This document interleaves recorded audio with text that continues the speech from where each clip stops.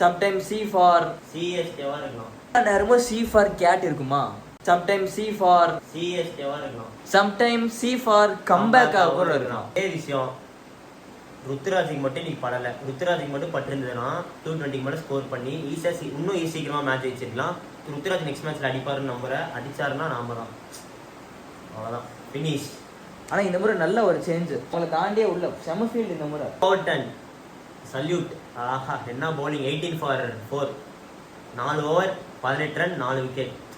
இந்த மேட்ச்ல போன 3 மேட்சோட இந்த மேட்ச்ல என்னென்ன பண்ணாங்க, இனிமேல் என்னென்ன பண்ணா இப்போ பிளே ஆஃப் போகலாம், ஜெயிக்கலாம். தைரியமா அகில் ஹுசைனுக்கு ஸ்பின்னருக்கு ஃபர்ஸ்ட் ஓவர் கொடுத்தாங்க. என்னதான் அடி வாங்கினாலும் அந்த ஓவர் கரெக்டாக முடிச்சு 8 ரன் போட்டாங்க. நல்ல பிளேயர் சொல்ல கொண்டு வந்தாங்க. டெவால் பிரேவிஸை கொண்டு வந்தாங்க. பட் பேட்டிங்கில் பெர்ஃபார்ம் பண்ணல. பட் 3 கேட்ச் பிடிச்சி சும்மா பயங்கரமாக பண்ணாங்க.